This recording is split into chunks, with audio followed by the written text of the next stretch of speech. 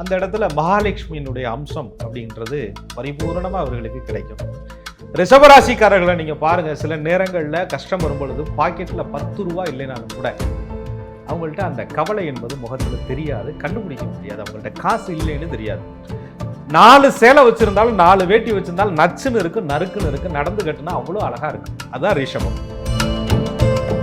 அது யாரையும் சீட்டிங் பண்ணி ஏமாற்றி ஒரே நாளில் வந்த வளர்ச்சின்னு சொல்லவே முடியாது. ரிஷபராசிக்காரர்கள் அதை திட்டமிட்டு பிளான் பண்ணி கடுமையாக உழைத்து எக்ஸ்ட்ரா வேலை என்ன செய்ய முடியும், வெளிநாட்டில் போய் எப்படி வேலை பார்க்கலாம், இங்கே இருந்துக்கிட்டு என்ன தொழில் செய்யலாம், உப தொழில்கள் என்ன செய்யலாம், ஒரு வீட்டில் 4 பேர் சேர்ந்து என்ன செய்யலாம், இப்படிலாம் யோசித்து யோசித்து அந்த சுக்கிரன் கொடுக்கக்கூடிய யோகம்தான் ரிஷபராசியினுடைய செல்வ வளத்திற்கு காரணம். பொதுவாக கடன் வாங்க வேண்டாம், இருக்கிற பணத்தை வச்சு நம்ம சில தொழில்களை செய்வோம் அப்படின்னு சொல்லும்பொழுது இந்த திருஷ்டி பாதிப்பு அதிகம் படப்பட கடன் வாங்காத ரிஷபராசிக்காரர்கள் கூட அதீத கடன் பிரச்சனைகளை சிக்கி தவிக்கிறத பார்ப்பாங்க.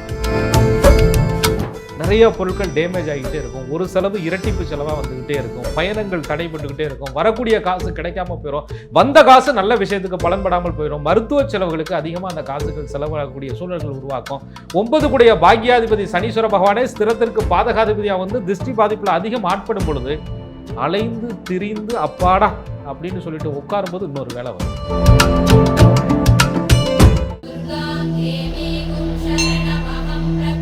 அன்பான நேயர்களுக்கு வணக்கம். நம்ம வாழ்க்கையில் கடினமான முயற்சினாலையும் உழைப்பினாலையும் ஒரு விஷயத்தை வந்து அடையணும்னு நம்ம போராடிட்டு இருப்போம். ஆனால் அது நம்ம கைக்கு கிடைக்கும் போது கை நழுவி போகக்கூடிய சூழலை பார்க்க முடியுது. ஏன் நம்ம நேரமே யோகமாக இருந்தால் கூட அதை அனுபவிக்க முடியாமல் சில விஷயங்கள்லாம் நம்ம கைக்கு கிடைக்காம போகிறத நம்மளால் பார்க்க முடியுது. அப்போல்லாம் நம்ம மைண்டு சொல்லும், ஒருவேளை இது கண் திருஷ்டியாக இருக்குமோ அப்படின்னு. இந்த கண் திருஷ்டிக்கும் ஜோதிடத்துக்கும் தொடர்பு இருக்கா? ஒருவேளை அப்படி கண் திருஷ்டி நமக்கு இருக்குது அப்படின்னா அது நம்மளால் எப்படி உணர முடியும், அதுலேருந்து எப்படி வெளியில் வர முடியும்? முதல்ல நமக்கு கண் திருஷ்டி ஒவ்வொரு ராசிக்கும் வந்து எதனாலெல்லாம் கண் திருஷ்டி வரும், எப்படியெல்லாம் வரும், அதை தான் இந்த சீரீஸில் நம்ம தெரிஞ்சுக்க போகிறோம். புலிப்பாணி சித்தர் வழி ஜோதிடர் திரு கோகுலக்கண்ணன் இவருடைய கணிப்பில் நம்ம எல்லாருக்கும் எதனால் கண் திருஷ்டி வருது அப்படிங்கிறத தெரிஞ்சுக்கலாம். வாங்க. வணக்கம் சார். வணக்கம். குரு வாழ்க, குருவே துணை. கண் திருஷ்டி சீரீஸில் இருக்கோம் சார். ரிஷபராசிக்காரர்கள் இவங்க வாழ்க்கையில் ஒரு கண் திருஷ்டி ஏற்படுது அப்படின்னா எதனால, எந்த சூழலில் ஏற்படும் சார், எப்படி இவங்க இதை உணர்றாங்க? நிச்சயம். அதாவது ரிஷபம் என்றாலே சுக்கிரன் தாங்க அந்த இடத்துல ஆட்சி வருகிறார். இன்னும் சொல்ல போனால் அந்த சந்திர பகவான் வந்து அற்புதமாக உச்சம் பெறக்கூடிய ஒரு வீடு. காலச்சக்கரத்திற்கு 2ஆம் இடம் என்று சொல்லக்கூடிய தனம், குடும்பம், ஒளி, நேத்திரத்தை சொல்லக்கூடிய ஒரு இடம். அந்த இடத்துல மகாலட்சுமியினுடைய அம்சம் அப்படின்றது பரிபூர்ணமாக அவர்களுக்கு கிடைக்கும். ரிஷபராசிக்காரர்களை நீங்கள் பாருங்கள், சில நேரங்களில் கஷ்டம் வரும்பொழுது பாக்கெட்டில் 10 ரூபா இல்லைனாலும் கூட அவங்கள்ட்ட அந்த கவலை என்பது முகத்தில் தெரியாது, கண்டுபிடிக்க முடியாது. அவங்கள்ட்ட காசு இல்லைன்னு தெரியாது. 4 சேலை வச்சுருந்தாலும் 4 வேட்டி வச்சுருந்தாலும் நச்சுன்னு இருக்குது, நறுக்குன்னு இருக்குது, நடந்து கட்டுனா அவ்வளோ அழகாக இருக்குது. அதுதான் ரிஷபம். ஆக இவர்கள்ட்ட பணம் இல்லையே, இவங்கள்ட்ட உடை இல்லையே, இவங்கள்ட்ட பவர் இல்லையே அப்படின்னு யாரும் கண்டுபிடிக்க முடியாது. பொதுவாக ரிஷபராசிக்காரர்கள் பேச மாட்டாங்க, அவங்க வாழ்க்கை பேசும். அந்த வாழ்க்கை பேசுகிற விதமும் அந்த வாழ்க்கை பேசுகிற அழகும் அந்த வாழ்ந்து காட்டக்கூடிய அழகும் தான் ரிஷபராசிக்கு கண் திருஷ்டிக்கு காரணம். பொதுவாங்க ரிஷபராசியினுடைய வளர்ச்சி பாருங்களேன், அது ஸ்திர ராசி. எடுத்தோம் கவுத்தோன்னு ஒரு நாளில் வளர்ந்த வளர்ச்சி கிடையாது. அது சனி பாக்யாதிபதியாக ரிஷபராசிக்கு வர்றதுனால, அவரே தொழிலுக்குரிய கிரகமாக வர்றதுனால அவங்க இன்னைக்கு வச்சிருக்கிற வீடாக இருக்கலாம், காராக இருக்கலாம், லக்ஸரியான எந்த விஷயமா வேணாலும் இருக்கலாம். அது யாரையும் சீட்டிங் பண்ணி ஏமாற்றி ஒரே நாளில் வந்த வளர்ச்சின்னு சொல்லவே முடியாது. ரிஷபராசிக்காரர்கள் அதை திட்டமிட்டு பிளான் பண்ணி கடுமையாக உழைத்து எக்ஸ்ட்ரா வேலை என்ன செய்ய முடியும், வெளிநாட்டில் போய் எப்படி வேலை பார்க்கலாம், இங்கே இருந்துக்கிட்டு என்ன தொழில் செய்யலாம், உப தொழில்கள் என்ன செய்யலாம், ஒரு வீட்டில் 4 பேர் சேர்ந்து என்ன செய்யலாம், இப்படிலாம் யோசித்து யோசித்து அந்த சுக்கிரன் கொடுக்கக்கூடிய யோகம்தான் ரிஷபராசியினுடைய செல்வ வளத்திற்கு காரணம். ஏன்னா இவர்களுக்கு புத்திக்குரிய கிரகமாக 5ஆம் அதிபதி பூர்வ புண்ணியாதிபதியே புதன் வர்றார். பணத்தை இரட்டிப்பு பண்ணக்கூடிய வித்தைகள், அது என்ன ஷேர் மார்க்கெட்டு, ட்ரேடிங், இந்த மாதிரி விஷயங்களில் திடீர்னு ரிஷபராசிக்காரர்கள் செல்வ வளத்துக்கு வந்தவங்களாம் இருக்காங்க. சாதாரண ஒரு டெக்ஸ்டைல் அப்படியே சிம்பிளாக தொட்டு ஒன்றும் இல்லைங்க, ஒரு யதார்த்தமாக ஒரு பெண் வந்து ஒரு சிம்பிளாக ஒரு டெய்லரிங் ஷாப் ஆரம்பிக்கிறாங்க, பிரம்மாண்ட வளர்ச்சி வந்துடுது அந்த நேரம் நல்லா இருக்கும்போது.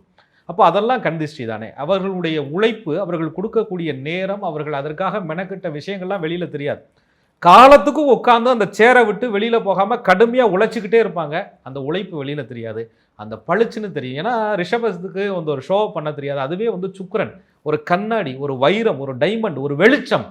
அப்போ அது படும்போது அதை மறைச்சு வச்சுருந்தாலும் இருட்டுக்குள்ளே வச்சுருந்தாலும் அதனுடைய பவர், அதனுடைய அந்த ஒளி, அதனுடைய தேஜஸ் வெளியில் தெரியும் போது கண் திருஷ்டி ரிஷபராசிக்காரர்களுக்கு தானாகவே ஒட்டிக்கொள்கிறது. அதனால நிறைய விளைவுகளை சந்திக்கிறாங்க. அடுத்த வளர்ச்சிக்கு போக முடியாமல் இருக்காங்க. கிடைத்த வளர்ச்சியை தக்க வைக்க முடியாமல் தடுமாறுறாங்க.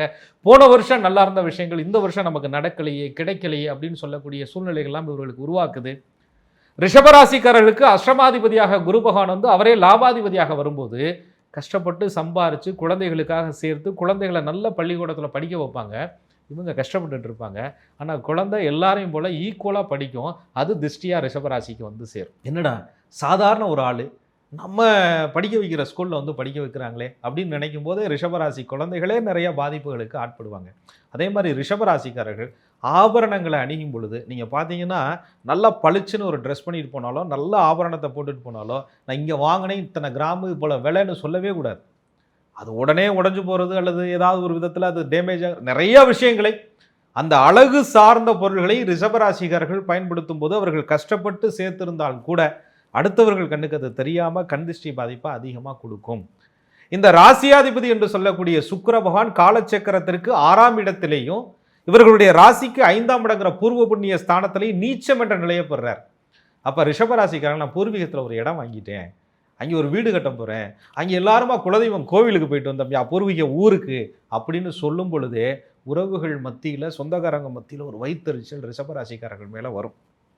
5ஆம் இடங்கிற பூர்வ புண்ணிய பந்தத்தை பற்றி பேசினாலே அந்த ஊரை பற்றி பேசினாலே ரிஷபராசிக்காரருக்கு அங்கே ஏதாவது நான் செய்கிறேன் அப்படின்னு சொன்னாலே ஒன்றும் இல்லைங்க ஒரு வீட்டை புதுப்பிச்சு ஒரு வெள்ளை அடிச்சு பளிச்சுன்னு வச்சிருந்தாலே ரிஷபராசிக்கு கண் திருஷ்டி தானா வரும். ரிஷபராசிக்கு ராசியாதிபதி என்று சொல்லக்கூடிய சுக்கிரனே ராசிக்கு 6ஆம் அதிபதியாகவும் வர்றதுனால இவங்க பொதுவாக கடன் வாங்க வேண்டாம், இருக்கிற பணத்தை வச்சு நம்ம சில தொழில்களை செய்வோம் அப்படின்னு சொல்லும் பொழுது இந்த திருஷ்டி பாதிப்பு அதிகம் படப்பட கடன் வாங்காத ரிஷபராசிக்காரர்கள் கூட அதீத கடன் பிரச்சனையில் சிக்கி தவிக்கிறத நம்ம பார்க்குறோம். ஆக ரிஷபராசிக்காரர்கள் கண் திருஷ்டி படுவது அப்படின்றது அவங்களுடைய சில சுபாவங்கள், அவங்களுடைய நிதானம், அவங்களுடைய பொறுமை, இதனால் மட்டும் இல்லை அவங்களுடைய அழகு, அந்த பொருளை அழகாக வடிவமைப்பது, அந்த பொருளை அழகாக காட்டணும்னு நினைக்கிறது, இருக்கிறத நேர்த்தியாக அழகாக காட்டுறது, இது வந்து ரிஷபராசிக்காரர்களுக்கு கண் திருஷ்டிக்கு முக்கியமான காரணமாக அமையும். ரிஷபராசிக்கு இந்த கண் திருஷ்டி எதிரிகளால் வருதா இல்லை கூடவே இருக்கிறவங்கனால வருதா சார்? ரிஷபராசிக்கு கண் திருஷ்டி வந்து எதிரிகளால் அதிகம் வருதோ இல்லையா, கூடவே இருக்கிற ஆளுனால தான் அதிகம் வரும். ஏன்னு சொன்னால்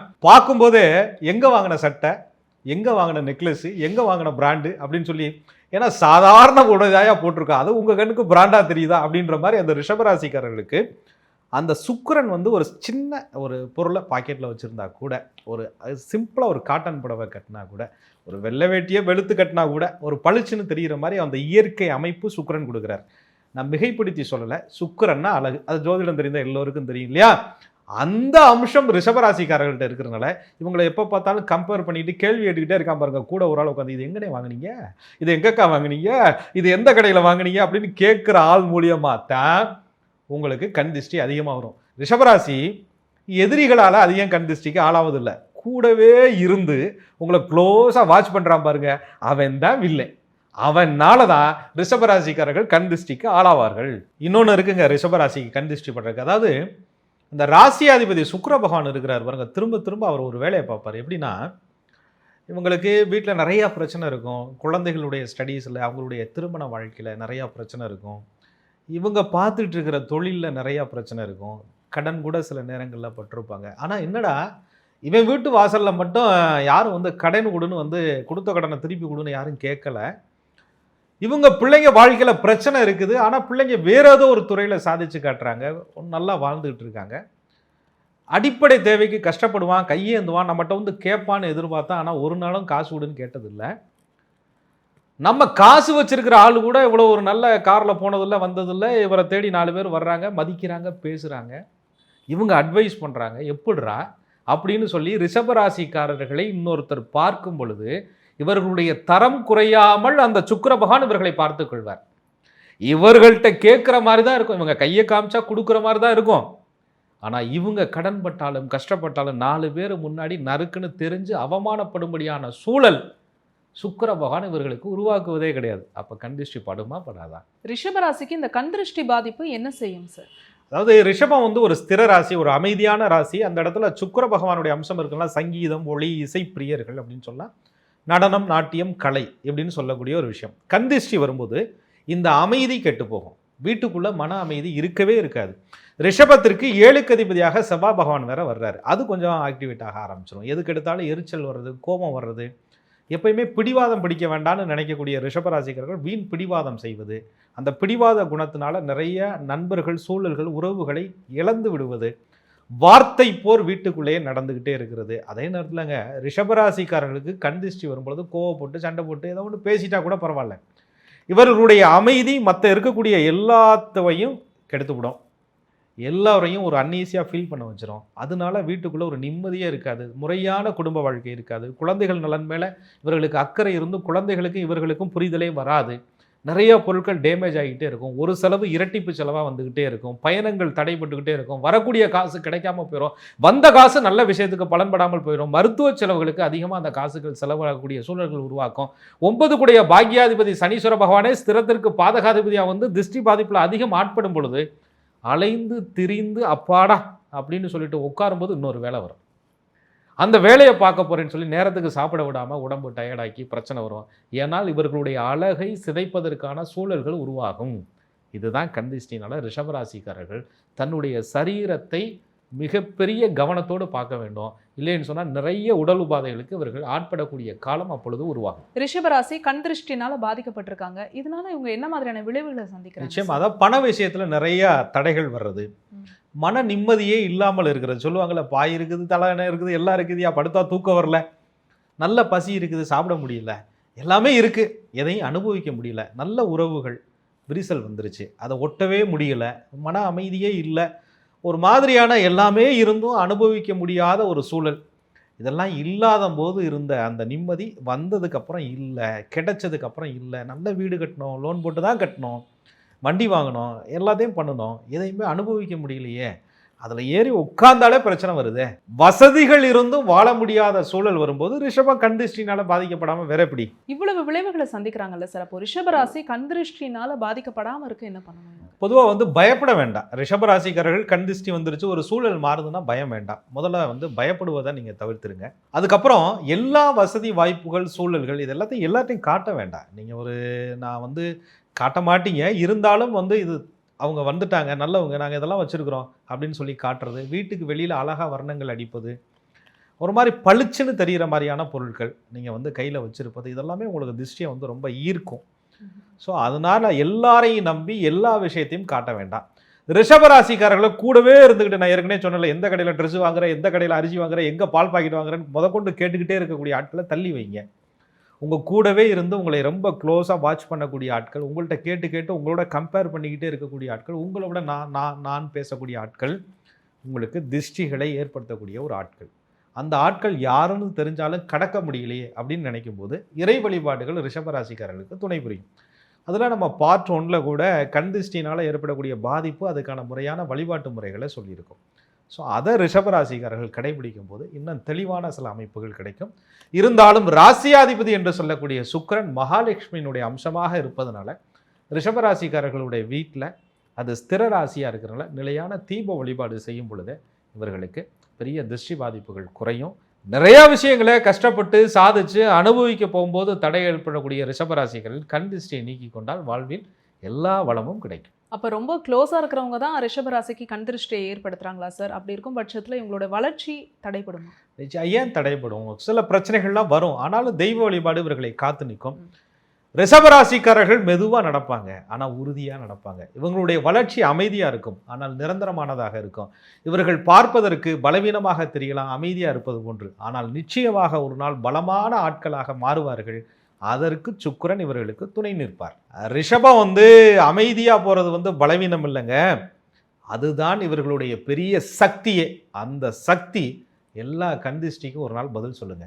ரிஷபராசிக்கு எதனாலலாம் கண் திருஷ்டி வருது, எந்த சூழ்நிலையில் வருது, இதுலேருந்து நிவர்த்தி பெறுவதற்கான வழிமுறைகளை இந்த எபிசோடில் சொல்லியிருக்கீங்க சார். மிக்க நன்றி. மிக்க நன்றி. குரு வாழ்க, குருவே துணை.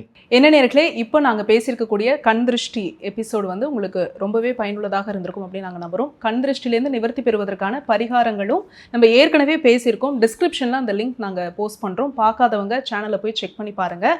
இது மாதிரி ஜோதிடம் சார்ந்த நிறைய வீடியோஸ் வந்து நம்ம சேனலில் தொடர்ச்சியாக பேசிகிட்டு இருக்கோம். இது உங்களுடைய யூடியூப் நோட்டிஃபிகேஷனில் ஆட்டோமேட்டிக்காக வரணும் அப்படின்னா நீங்கள் செய்ய வேண்டியது ஆஸ்ட்ராலஜர் கோகுலக்கண்ணன் யூடியூப் சேனலை உடனடியாக சப்ஸ்கிரைப் பண்ணிக்கோங்க. பக்கத்தில் இருக்கக்கூடிய பெல் ஐக்கானை கிளிக் பண்ணி வச்சுக்கோங்க. அதே மாதிரி இந்த வீடியோவை நீங்கள் பார்த்ததற்கு மனமார்ந்த நன்றி.